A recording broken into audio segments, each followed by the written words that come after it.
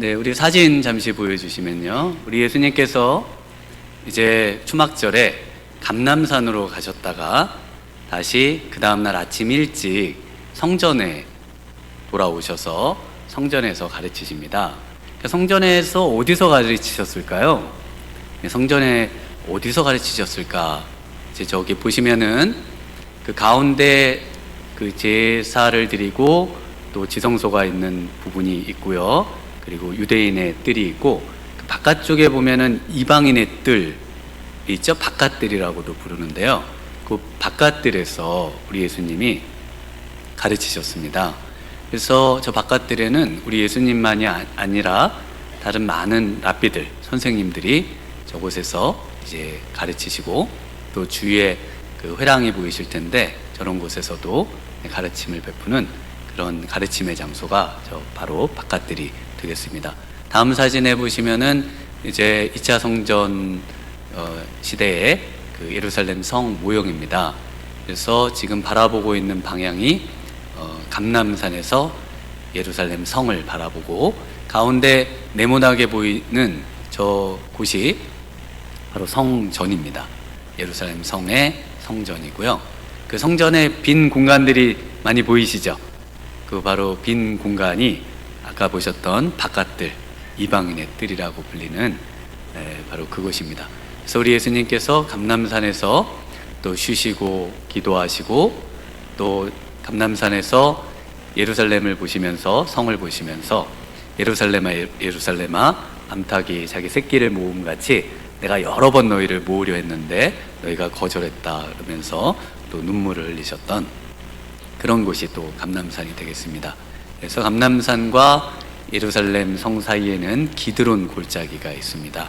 그래서 그 기드론 골짜기를 건너서 저 성으로 들어가시고 성에서 다시 성전으로 들어가셔서 성전에서 바깥들에서 이제 많은 말씀을 가르치신 내용이 되겠습니다. 네, 그 중에 오늘 예수님께서 가르치시는 중에 지금 너무나도 유명한 현장에서 간음하다가 잡힌 여자가 예수님께 끌려옵니다. 그리고 그곳에서 모세는 이런 여자를 돌로 치라 했는데 예수님은 어떻게 하겠는지 말하겠는지 묻습니다. 그때 예수님께서 땅에 뭔가를 쓰시고 유명한 말씀, 죄 없는 자가 먼저 돌로 치라 이렇게 말씀하시고 다시 땅에 뭔가를 쓰셨습니다. 그리고 나서 사람들이 양심의 가책을 느끼고 한 사람 한 사람 다 떠나가고 예수님과 이 여자만이 남게 되죠. 그리고 여자에게 우리 예수님께서 나도 너를 정죄하지 않는다. 그리고 가서 다시는 죄를 범하지 말라 이렇게 말씀하시는데요. 여기서 이 다시는 이라는 말은 이제는 이라는 말이 되겠습니다. 그래서 우리말에 다시라는 이 말 때문에 이 여인에 대해서 이제 오해하게 되는 거거든요. 그래서 이 다시는 이제는 죄를 범하지 말라 이런 말씀이다 이렇게 이해를 하시면 되겠습니다. 네, 이 이야기를 너무나 잘 아시지만 이 이야기를 정말 제대로 이해를 하시려면은 그 유대인이라면 누구나 알고 있는 그 이야기를 먼저 우리의 마음속에 좀 기억을 해 두실 필요가 있습니다. 그 이야기는 수산나와 다니엘이라는 이야기예요. 그래서 수산나와 다니엘이라는 이야기는 그 다니엘 시대, 바로 바벨론 포로로 끌려가 있을 때 수산나라고 하는 아주 아름다운 여인이 있었습니다. 그리고 아주 신실한 이렇게 현숙한 여인이 있었는데 이 여인이 이제 시집을 갑니다. 그래서 결혼을 하는데 그때 그 마을에 2명의 재판관이 이제 늙은 노인 2분이 이제 선출이 돼서 그 2분이 이 수산나의 집에 자주 놀러를 갑니다. 이 남편하고 친분이 있기도 했지만 이 노인 2분이 이 수산나를 향해서 그 나쁜 마음을 가진 거예요. 그래서 이 수산나를 보고 싶은 마음에 이 2 사람이 늘 이 수산나의 집에 남편을 만난다는 핑계로 이렇게 갑니다. 그러다가 이 두 분이 점점 이런 악한 마음이 커지면서 이 수산나가 혼자 있을 시간만을 이제 기다려요. 그러다가 때가 왔습니다. 수산나가 혼자 목욕을 하고 아무도 없는 그때에 이 두 분이 이 수산나에게 가서 이제 요구를 합니다. 그리고는 이 수산나가 이렇게 말을 하죠. 자신을 덮치는 이 두 재판관을 향해서, 나는 함정에 빠졌구나. 만일 내가 이 자들의 말을 들어주면 그것은 곧 나에게는 죽음이다. 만일 거부하면 이 자들의 손아귀에서 벗어날 수가 없다. 그리고는요, 내가 주님 앞에 죄를 짓느니 차라리 깨끗한 몸으로 이 자들의 모략에 걸려드는 편이 낫겠구나. 그리고는 그 자리에서 소리를 지르고요. 그리고 멀리 있던 하인들이 이제 다가옵니다. 그리고 이분들이 이제 이 수산나를 재판에 이제 겁니다. 그리고 이제 죽이기로 작정을 한 거죠. 이미 협박을 했습니다. 죽이기로 협박을 했었고, 그래서 우리가 이 집에 있을 때 이 수산나가 젊은 청년하고 정을 통하는 것을 우리가 목격했습니다. 그래서 틀림없이 봤는데 그때 그 젊은이를 잡으려다가 놓쳤습니다. 이렇게 이제 이 모든 정황을 설명하고, 그리고 이 수산나에게 사형을, 그 유대법에 근거해서 사형을 이제 선고했죠. 그래서 아무 말 없이 모든 모함에 걸려든 이 수산나가 사형장으로 끌려갑니다. 그때 이제 다니엘이라는 이 청년이 이렇게 이야기를 합니다. 그 사람들에게 뭐라고 이야기를 하냐면, 이스라엘의 피를 받은 여러분이 이렇게 우둔할 수가 있겠습니까? 신문하지도 않고 확증도 없이 이스라엘의 한 여자를 처단할 수 있겠습니까? 그러면서 어떻게 이 여자의 말도 들어보지 않고, 그리고 정확한 증거도 없는데 이 여자를 사형을 처할 수가 있느냐. 그래서 이제 그 정황을 자세히 묻고 따져서 결국은 이것이 모함이라는 것을 밝혀내고, 그리고 이 여자를 구출해내고, 그리고 이 두 노인을 오히려 사형에 처하게 되는 그런 이야기가 유대인들이라면 누구나 아는 이야기예요. 이건 너무나 유명한 이야기고 너무나 모든 아이들이 아이 때부터 듣던 이야기이기 때문에 아는 이야기 속에서 이제 오늘 본문을 비교하면서 이해하시면 이해가 조금 쉬우십니다. 지금 다니엘이 한 말, 바로 우리 예수님은 공의로 판단하고 계십니다. 양쪽의 말을 다 들어보고 판단해야 된다는 거예요. 한쪽 말만 듣고 판단하지 않는 것, 이게 원칙입니다. 반드시 상대방의 말을 들어보고 최종 결정을 내려야 되는 겁니다. 그 전까지는 어떤 판단도 유보하고 어떤 판단도 내리지 않는 그런 결정을 해야 되는 것이죠. 잠언 18장 8절에 남의 말하기를 좋아하는 자의 말은 별식과 같아서 뱃속 깊은 데로 내려가느니라. 한쪽이 다른 쪽에 말을 하면은 항상 그 사람의 그런 개인적인 견해, 또 말을 할 때 작은 일도 부풀려서 말이 되고 과장돼서 말이 되고, 말하는 사람의 의견이 마치 사실인 것처럼 말이 되고, 말하는 사람의 그런 유리한 쪽으로 이야기가 주로 다 전개가 되잖아요. 이건 우리가 개인적인 경험을 통해서도 압니다. 저도 말을 하다 보면 객관적으로 말을 한다고 하는데 계속 거기에 이렇게 사견이 들어가서 그런 저의 모습을 많이 보거든요. 그리고 제가 이제 그래서 저도 항상 어떤 분의 말을 들으면은 한 분의 말을 듣고 그것을 판단하지 않는 게 원칙입니다. 그래서 항상 그 상대방의 말까지 다 들어보고 최종 판단을 내리는 거죠. 오늘 예수님이 분위기에 휩싸이거나 현장에서 잡혀왔다는 그런 보고 또 정보로 이 여자에게 사형을 언도하는 그 어떤 판단도 일단 유보하고 있습니다. 돌로 치라는 말씀을 성급하게 적용해서 그러면 돌로 쳐야지 라고 판단을 내리시거나 또 돌로 치도록 사람들에게 그렇게 어떤 판단을 할 수 있도록 근거를 허용을 하고 계시지를 않습니다. 이것이 말씀 적용의 원칙이에요. 항상 하나님의 말씀은 최종 정말 공정한 판단이 될 수 있을 때까지 그 말씀을 유보하는 겁니다. 어떤 하나의 말씀에 근거해서 그것으로 뭔가를 쉽사리 결정을 내리지 않는 것이죠. 근데 본문 중에 잡혀온 지금 이 여자는 모함에 빠져들었던 수산나와 동일하게 한마디 여자의 자기 변호의 이야기가 들어있지를 않습니다. 왜냐하면은 말을 해봐야 그것이 자신에게 불리하게 적용되고 또 그것이 효과적으로 증명이 되지를 않을 거라는 것을 알기 때문에 이 시대는 오늘날보다 더 심한 시대죠. 100% 권위주의적이고 남성 중심의 사회였던 이 속에서 보호받기란 어렵다는 것을 누구보다 잘 알고 있는 사람일 것입니다. 그것도 잡아온 사람이 누굽니까? 잡아온 사람이 서기관과 바리새인들이에요. 서기관들과 바리새인들, 이분들은 서기관, 율법을 기록하고 율법을 연구하고 또 바리새인, 율법을 가르치는 사람들, 랍비들은 다 바리새인들입니다.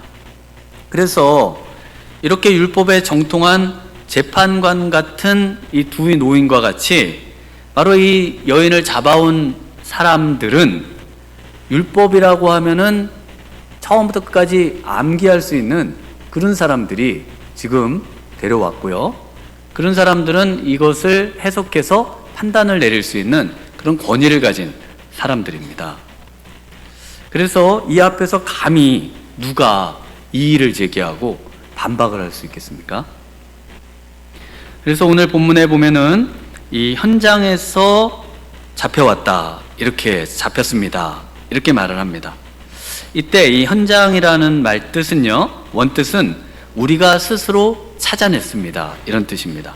그러니까 목격자가 누구라는 걸까요?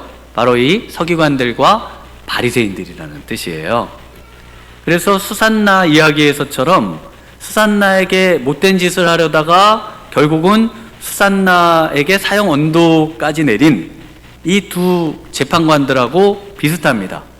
그 상황의 증인은 누구밖에 없어요? 두 재판관, 바로 수산나에게 악을 행하려고 했던 그 두 사람밖에 없습니다. 그러나 두 사람이면은 이 재판이 성립하고 증거가 성립하기 때문에 사형 언도까지 내린 것처럼 지금 이 서기관들과 바리새인들도 바로 이 지금 온 사람들이, 이 여자를 잡아온 사람들이 그 사람들이 증인인 겁니다. 그런데 이 서기관들과 바리새인들이 궁극적으로 누구를 함정에 빠뜨리고 누구를 고발하려고 하는 겁니까? 이 여자가 아니라 이 여자를 통해서 예수님을 함정에 빠뜨리려고 하는 겁니다. 우리 5절과 6절을 한번 같이 읽어보겠습니다. 모세는 율법에 이러한 여자를 돌로 치라 명하였거니와 선생은 어떻게 말하겠나이까? 그들이 이렇게 말함은 고발할 조건을 얻고자 하여 예수를 시험함이러라. 예수께서 몸을 굽히사 손가락으로 땅에 쓰시니. 그래서 예수님을 함정에 빠뜨려서 고발하려고 하기 위해서 이 여자를 데려왔다라고 말하고 있습니다. 그러자 예수님께서 예수님 당신은 어떻게 말하겠습니까? 물으시니까 예수님께서 땅에 손가락으로 뭐라고 쓰셨어요? 뭐라고 쓰셨을까요? 여러분의 한번 상상력을 발휘해서 바로 너가 범인이다, 뭐 이런 것도 쓰셨다고 그러기도 하고, 안 쓰시고 그림을 그렸다, 여인의 그림을 그렸다, 뭐 이런 분도 계시고, 뭐 성경이 없기 때문에 자유롭게 이렇게 이야기들을 합니다. 그런데 예수님이 일단은 쓰셨다는 것을 굉장히 강조하고 있어요. 예수님이 뭐라고 쓰셨는가 제가 생각해 보니까 저도 뭐 하나 생각이 나요. 그래서 십계명 중에 구계명을 쓰셨을 것이다, 이렇게 생각을 합니다. 저는 그래서 예수님이 왜 십계명을 쓰셨을까? 십계명을 중에서 그 이유는 바로 친히 예수님께서 손을 들어서 쓰시는 그 모습이 십계명을 하나님께서 손수 써서 주신 성경 말씀이기 때문에 그렇습니다. 그래서 하나님께서 성경 말씀에 유일하게 친히 손수 쓰셔서 주신 말씀은 십계명입니다. 출애굽기 31장 18절에 여호와께서 시내산 위에서 모세에게 이르시기를 마치신 때에 증거판 둘을 모세에게 주시니 이는 돌판이요 하나님이 친히 쓰신 것이더라. 하나님이 친히 쓰신 바로 그것처럼 예수님이 친히 손으로 바닥에, 땅에 쓰고 계십니다. 그래서 예수님이 하나님이심을 드러내는 그런 흔적, 표적이 바로 지금 예수님이 손으로 땅에 무언가를 쓰고 계시는 그 모습이신 것이죠. 초등부실 앞에 가면은 바위 모양으로 두 개를 해놓고 우리 선생님 한 분이 히브리어를 거기다 이렇게 잘 그려놓으셨어요. 근데 조금 틀리긴 하지만 아주 잘 십계명을 적어 놓으셔서 십계명이 어떻게 쓰여 있나, 초등부실에 한번 들려보시면 2층에 끝에 있습니다. 끝에 가시면은 초등부실에 가면은 십계명이 하나님이 쓰신 건 아니고 우리 선생님이 쓰신 두 돌판이 거기에 놓여 있습니다. 구계명이 뭘까요? 구계명은 내 이웃에 대하여 거짓 증거하지 말라라는 말씀입니다.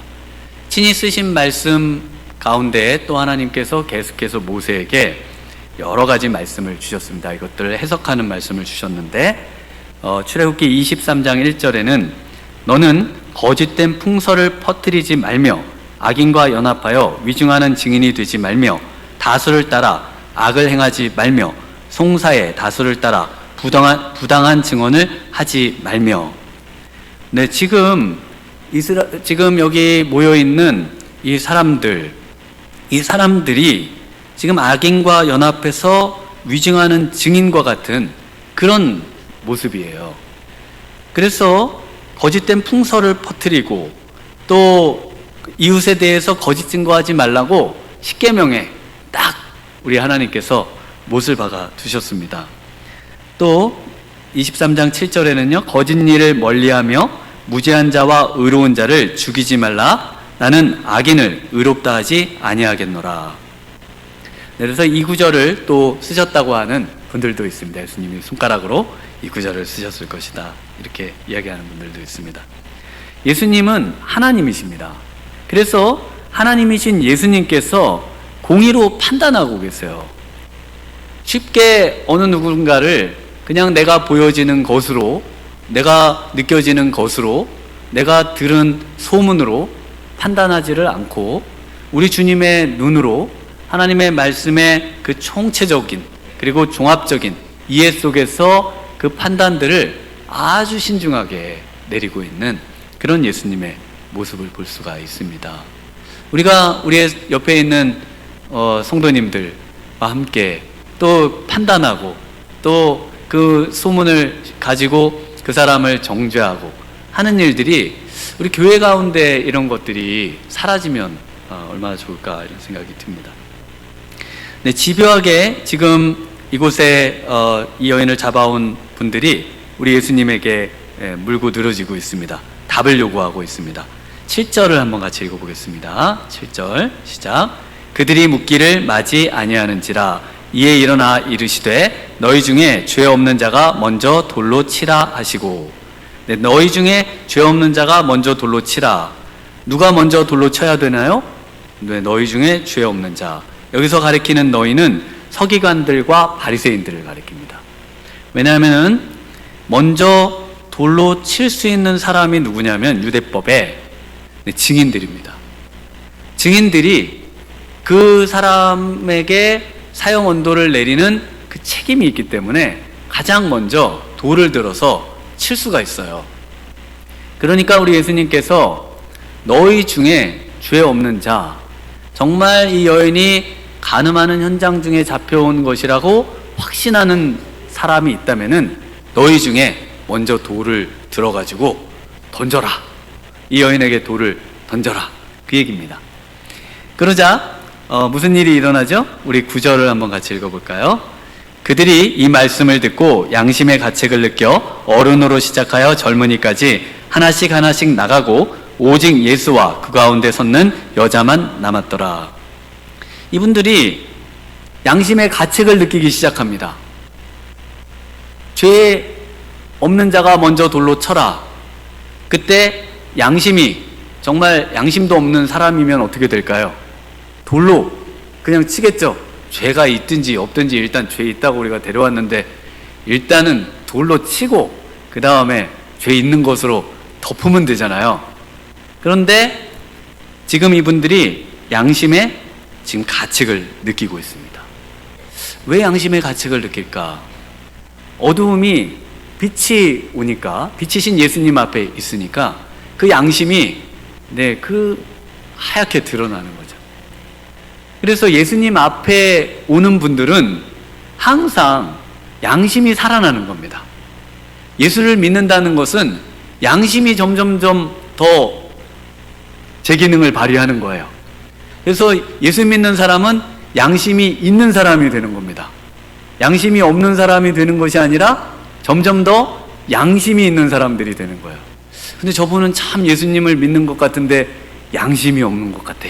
이건 말이 될까요, 안 될까요? 말이 안 되는 거예요. 예수님을 믿는 사람은 양심이 있는 사람입니다. 이렇게 지금 예수님을 모함하려고 하고 잡으려고 하는 사람들도 예수님 앞에 서니까 양심의 가책을 느끼는 겁니다. 그래서 너희 중에 죄 없는 자가 돌로 치라고 했을 때 정말 이 여인이 죄가 있다면 돌로 들어서 치면 되잖아요. 그런데 거짓 증거하지 말라, 다수를 따라 모함하지 말라, 확실히 본 것도 아니면서 본 척하지 말라, 그렇게 다수에 휩쓸려서 악을 행하지 말라, 이런 말씀들이 이분들의 마음에 이렇게 떠오르고, 또 어떤 이야기가 떠올랐어요? 바로 수산나와 다니엘 이야기가, 누구나 다 알고 있는, 어릴 때부터 들어 알고 있는 이 이야기가 떠오른 겁니다. 그래서 진정한 증인이 이 가운데 없어요. 만약에 이 현장에 잡힌 여자가 정말 유죄라면요, 음행을 혼자 합니까? 음행을 혼자 해요? 간음을 혼자 합니까? 그러면 남자를 잡아와야죠. 남자를 어떻게 해서든 잡아와야죠. 또 오늘날로 하면은 DNA 검사를 하든지 CCTV를 돌려가지고 그 현장을, 그 목격한 거를 잡아와야죠.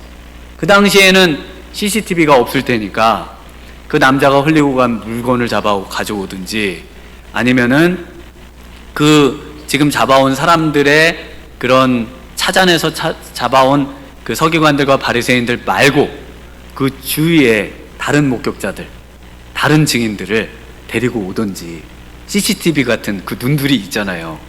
그 눈들을 데리고 오든지 하면 됩니다. 그런데 지금 그렇게 할 수 없다는 겁니다. 그래서 예수님을 잡으려고 새벽부터 이 힘없고 가엾은 여자를 잡아다가 지금 데려다 놓고 예수님을 고소할 근거를 잡으려고 하는 것뿐이라는 겁니다.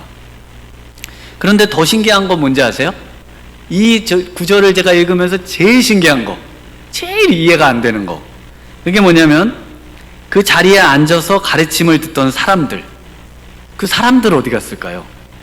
예수님이 아침에 감람산에 해 뜰 때부터 와 계신 거거든요. 지금 해 뜰 때 아침 기도하시고 오셔서, 그리고 그곳에 있는 사람들하고 같이 지금 말씀을 나눕니다.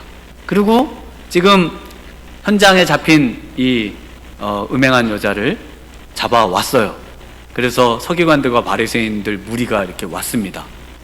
그래서 예수님이 정말 너희들 증인들 중에 진정 증인이라고, 참된 증인이라고 생각하는 자가 먼저 돌로 쳐라.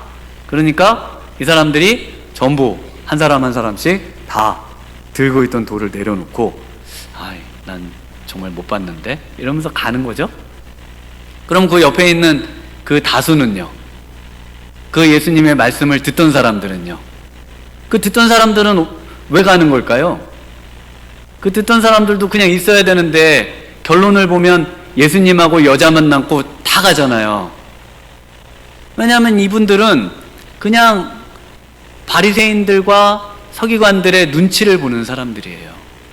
정말 예수님의 그 올바른 공의로운 판단 앞에 많은 사람들이 수산나와 다니엘의 그 현명한 지혜에 다니엘을 높이고 그 사람들을 잡아서 정말 사형을 시켰던 것처럼 그 불의하고 또 악한 그 재판관들, 또 그렇게 위증하는 자들을 다 하나님께서 잡아 죽이라고 하셨는데 그런 것들은 실행이 되지 못하고 그 권위와 또 그들의 모든 그런 세력 앞에 정말 이 다수의 편에 서는 것이 안전하다.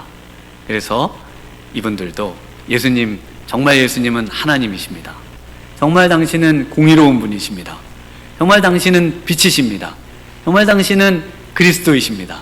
라고 고백을 못하고 하나씩 다 물러갔어요. 전부 물러갔어요. 아무도 안 남았어요.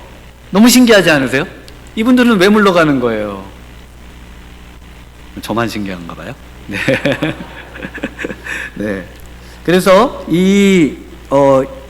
예수님께서 8장에 그 오늘 본문을 이해하시면요 8장 전체가 이해가 되실 거예요. 그래서 8장에 쭉 전부 증인 이야기도 나오고 빈 이야기도 나오고 하거든요. 오늘 본문에 근거해서 쭉 이해하시면 다 이해가 조금씩 되실 겁니다. 그 중에 요한복음 8장 44절에 보면은 너희는 너희 아비 마귀에게서 났으니 너희 아비의 욕심대로 너희도 행하고자 하느니라.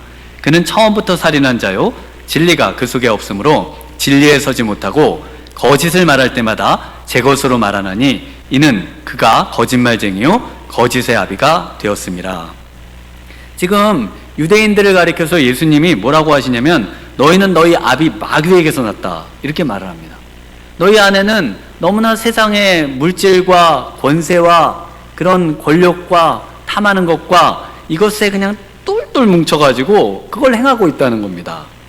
그래서 살인한 자, 처음부터 살인한 자인 마귀가 하는 것처럼 사람을 죄도 정하지 않고 죽일 수 있다는 겁니다. 권력으로 죽이고 또 물질의 탐욕에 눈이 어두워서 죽이고 더 나아가서는 이렇게 힘없는 여자도 죽이고 또 우리 예수님 진리를 가르치시고 정말 무죄한 자이신 우리 예수님도 죽이려고 하고 있는 것이죠. 45절에 내가 진리를 말함으로 너희가 나를 믿지 아니하는도다. 믿질 않아요. 46절에 너희 중에 누가 나를 죄로 책잡겠느냐. 내가 진리를 말하는데도 어찌하여 나를 믿지 아니하느냐. 오늘 말씀하고 너무나 똑같지 않습니까? 진리를 가르치시고 그리고 이 여자의 모든 정황상 너무나 죄가 없는 그런 위증의 상황에 그것들을 드러내시면서도 그 상황에 맞닥뜨리면서도 모두 예수님을 믿지 않고 떠나가 버리는 그런 상태. 그 이유는요 8장 47절에 하나님께 속한 자는 하나님의 말씀을 듣나니 너희가 듣지 아니함은 하나님께 속하지 아니하였음이로다. 빛이 오면 어둠이 그것을 깨닫고 빛을 붙잡아야 되는데 어둠은 빛을 싫어하기 때문에 물러간다는 겁니다. 빛을 떠나 도망간다는 거예요. 빛으로 나아오지를 않는다는 겁니다. 그래서 결국 8장의 제일 마지막 구절 뭐라고 쓰여 있을까요? 궁금하시죠? 우리 8장 마지막 구절 59절을 한번 같이 읽어보겠습니다. 그들이 돌을 들어 치려 하거늘 예수께서 숨어 성전에서 나가시니라. 그러니까 요한복음 8장은 돌에서 시작해서 돌로 끝나는 거예요. 돌을 들어서 이 여인을 치려고 하는 이야기에서 시작해서 정말 진리 되시는 예수님을 돌로 들어 치려고 하는 이야기로 끝나고 있다는 겁니다. 왜 이렇게 이 여인을 돌을 들어 치려 했고 또 예수님을 돌을 들어 치려 했습니까? 자신들의 죄 때문에 탐욕과 또 욕심과 거짓과 또 그런 모든 죄악 때문에 여인도 죽이려 하고 또 예수님도 죽이려 한다는 것입니다. 돌을 들어 칠 수 있는 사람이 없이 다 떠났습니다. 그리고 누구만 남았습니까? 우리 10절과 11절 같이 읽어보겠습니다. 예수께서 일어나사 여자 외에 아무도 없는 것을 보시고 이르시되 여자여 너를 고발하던 그들이 어디 있느냐? 너를 정죄한 자가 없느냐? 대답하되 주여 없나이다. 예수께서 이르시되 나도 너를 정죄하지 아니하노니 가서 다시는 죄를 범하지 말라 하시니라. 여자 외에는 아무도 없습니다. 이 여자가 정말 죄가 있다면요, 반드시 처벌을 받아야 합니다. 죄는 벌이 있어요. 그래서 우리가 왜 이 죄의 그 용서를 하나님께 구하고 예수님을 믿어야 하는 이유도 이 죄 때문이잖아요. 왜냐하면 죄는 벌이 따라오기 때문에요. 그런데 이것이 성경의 주제이고 도스토옙스키의 죄와 벌의 주제입니다. 죄, 벌. 죄는 벌이 따라요. 그래서 죄를 감추고 살던 거기에 나오는 악한 사람도 자신이 그 많은 돈을 나눠주고 그리고는 권총으로 자기 아내를 독약으로 죽였던 그분도 자기의 생을 마지막에는 자기가 스스로 자결함으로 생을 끝냈거든요. 왜냐하면 죄는 반드시 벌이 따라오는 거예요. 누가 세상에 벌을 안 줘도 내 안에 그 양심이 또 내 마음이 나를 늘 힘들게 하고 괴롭게 하고 그래서 그것에서 헤어나올 수가 없는 겁니다. 그런데 지금 우리 예수님께서 가서 다시는 죄를 범하지 말라 이렇게 말씀하셨어요. 그래서 이 여자가 정말 죄를 진 거예요? 아니면 그 간음을 한 거예요? 음행을 한 겁니까? 안 한 겁니까? 어떻게 된 거예요? 아까 말씀드렸듯이 이 다시는 이라는 말이 이제는 이라는 말입니다. 다시는은 없어요. 원래 없어요. 없는데 이 말이 지금 우리로 하여금 너무나 깊이 새겨져 있어가지고 이 여인이 죄인이다 라고 이렇게 딱 못이 박혀 있습니다. 물론 궁극적으로 모든 인간은 다 죄인입니다. 네. 이 여인도 죄인이에요. 그런데 지금 이 잡혀온 죄로는 죄를 범하지를 않았다는 겁니다. 오늘날 우리나라에도 간통죄가 없어졌습니다만은 이 시대는요, 간통법도 너무 센 나라예요. 그래서 간통은 돌을 쳐서 죽이는, 이 돌을 쳐서 죽이는 몇 가지가 있잖아요. 부모를 모욕하거나 하나님을 하거나, 이 같은 죄거든요. 거의 같은 급의 죄입니다. 이 나라는 정말 만약에 이 여인이 간통죄를 졌으면요, 그러면 정말 돌에 맞아 죽어야 되는 그런 죄를 진 겁니다. 그리고 그 벌을 반드시 받아야 돼요. 그런데 전부 어떻게 해요? 다 떠났습니다. 다 떠났어요. 아무도. 그리고 우리 예수님께서 뭐라고 하셨습니까? 너를 정죄하던 사람이 어디 있느냐? 아무도 없습니다. 그리고 우리 예수님 뭐라고 하셨어요? 나도 너를 정죄하지 않는다.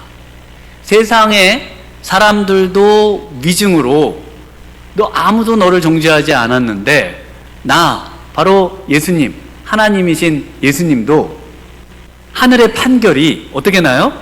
죄가 없다고, 이 부분에 대해서는 죄가 없다 판결을 내리셨다니까요. 하나님이신 예수님이 죄 없다고 판결을 내리셨어요. 그래서 지금 이 여인은 어떤 여인인가? 마치 이 죄와 벌에 나오는 소냐라고 하는 여인과 같습니다. 이 소냐라는 여인은 아버지가 알코올 중독자예요. 공무원인데 알코올 중독으로 돈을 안 벌어요. 엄마는 그 당시 여인들이 뭐 일을 할 것도 별로 없지만 또 결핵으로 아파요. 그리고 동생은 밑에 줄줄이 셋이 있어요.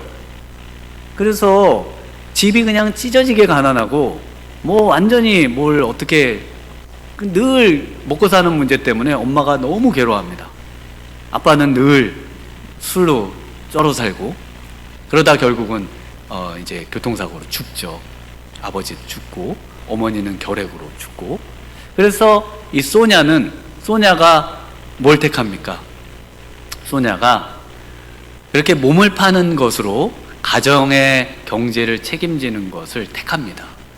그것에 굉장히 괴로워하지만 그러나 이 상황을 하나님이 아실 거고, 그래서 하나님을 계시다면 너를 이런 상황에 두겠냐고 그 죄와 벌에 나오는 주인공인 로자가 얘기를 하잖아요.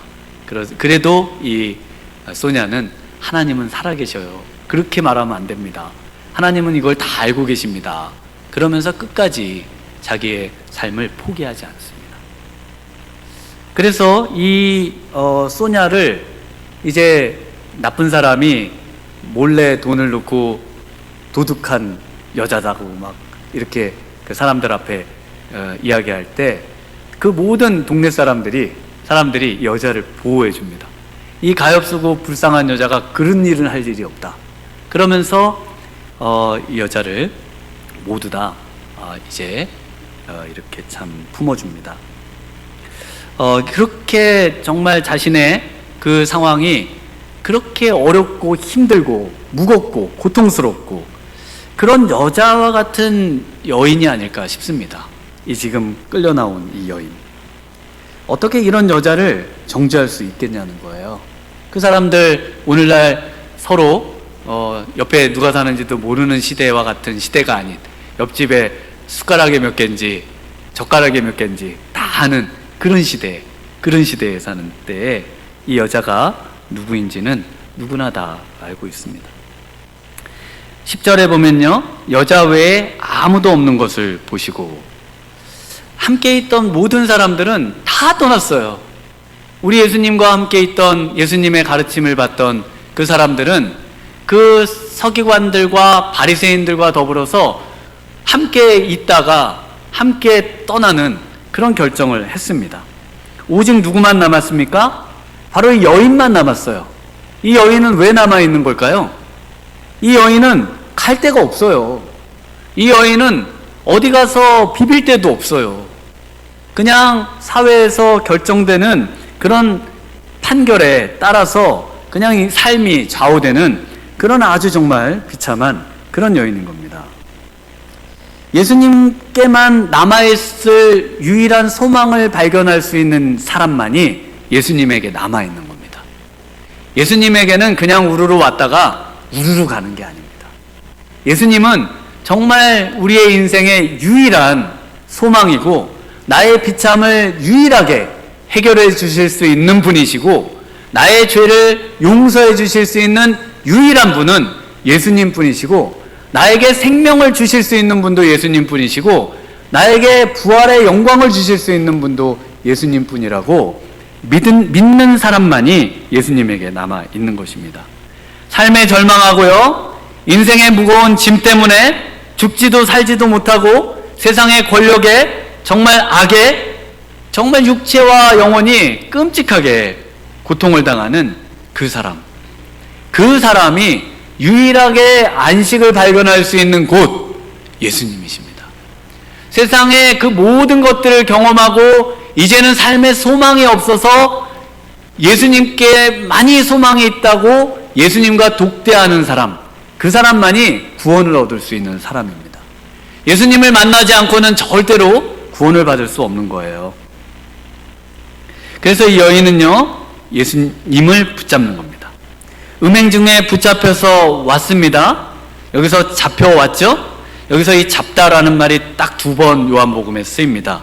오늘 본문하고 요한복음 1장 5절에 나오는데요, 빛이 어두움에 비추되 어둠이 깨닫지 못하더라, 어둠이 잡지 못하더라, 이렇게 됩니다. 같은 말입니다.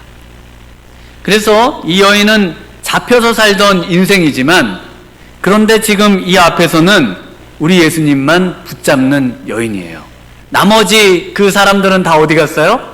어둠이기 때문에 어둠이 우리 예수님을, 생명의 빛 되시는 예수님을 붙잡아야 사는데 어둠은 어둠을 좋아해서 다 어둠으로 갔어요. 가고 이 여인만 남았어요. 여인 외에는 아무도 없습니다. 정말 이 여인은 예수님을 붙잡은 여인입니다. 그래서 오늘 예수님께서 이 여인에게 뭐라고 합니까? 가서 다시는이 뭐라고요? 이제부터는 죄를 범하지 말라라고 말씀하시는 겁니다. 이 말씀은요, 그래서 우리 예수님이 이 여인에게 모든 죄의 용서의 선포에 따르는 말씀입니다. 나도 너를 정죄하지 않는다. 요한복음은 그래서 조금 어려워요. 같은 올라가다는 말을 써도 올라가다가 의미가 다르고, 정죄하다라는 말을 써도 사람들의 정죄와 예수님의 정죄가 다르고, 이게 조금씩 다르다 보니까 요한복음의 그 의미들이 이해하기가 조금 어려우실 수 있습니다. 그러나 우리 예수님께서 지금 하시는 말씀은요, 이제 내가 너를 자유케 하고 내가 너의 죄에서 해방시켰고, 이제부터는 그런 죄의 삶으로 삶을 꾸리려고 할 필요가 없다는 겁니다. 이제는 예수님이 도와주실 거고, 이제는 예수님이 함께 하실 거고, 이제 나를 붙잡고 이제 인생을 다시 시작하고 그리고 승리로 나아갈 수 있다고 이 여인에게 말씀하고 계시는 겁니다. 그래서 믿으면 죄가 다 사해져서 이제 죄를 져도 상관이 없습니다 라고 하는 가르침은 예수님의 말씀과 완전히 위배되는 말씀인 거예요. 무슨 구원파처럼 죄를 이제 예수님이 과거와 현재와 미래의 모든 죄를 사했기 때문에 이제 죄를 져도 됩니다. 죄 마음껏 지어도 죄는 죄가 아닙니다. 없어요. 될 수가 없습니다. 예수님의 지금 이 말씀 중에 가장 중요한 말씀이 지금은입니다. 지금. 오늘 내가 오늘도 붙잡고요. 또 내일도 오늘이 돼서 눈을 뜨면 오늘도 붙잡고요. 지금 붙잡고요. 또 붙잡고요. 순간순간 붙잡고요. 계속 붙잡고요. 언제까지요? 예수님께 갈 때까지 난 예수님 안 놉니다.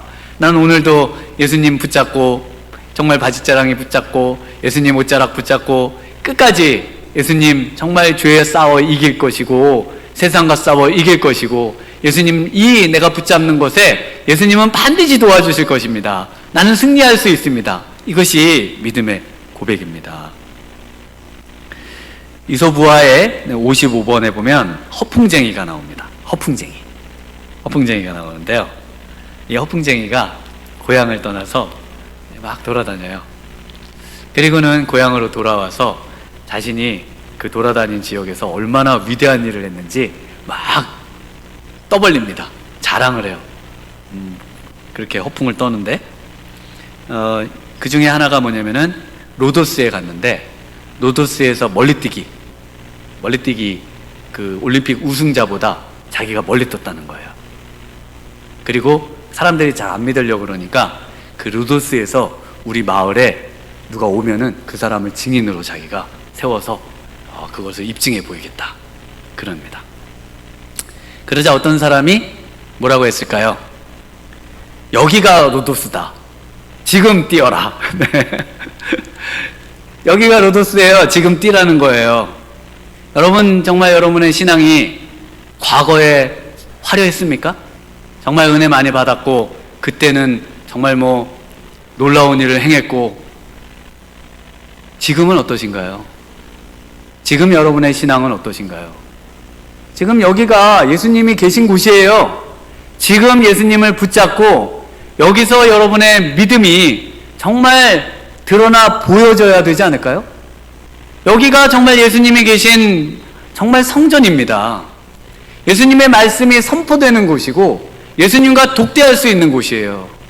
그런데 그 청중들처럼 들어왔다가 그리고 이제 모두 다 그냥 우르르 떠나듯이 떠나고, 예수님은 만나보지도 않고, 예수님의 음성은 듣지도 않고, 예수님의 얼굴빛은 보지도 않고, 예수님의 영광은 맛보지도 못하고, 그렇게 떠나가는 그런 지금 가르침을 받는 무리와 내가 같진 않은지, 아니면 정말 이 인생의 모든 절망과 그 무거운 짐을 가지고 예수님 앞에 나는 남아서 정말 예수님만 붙잡고 살겠다는 그런 결단하는 이 여인과 같은 그런 인생이 돼야 되지 않는지 한번 깊이 생각해 보실 필요가 있습니다.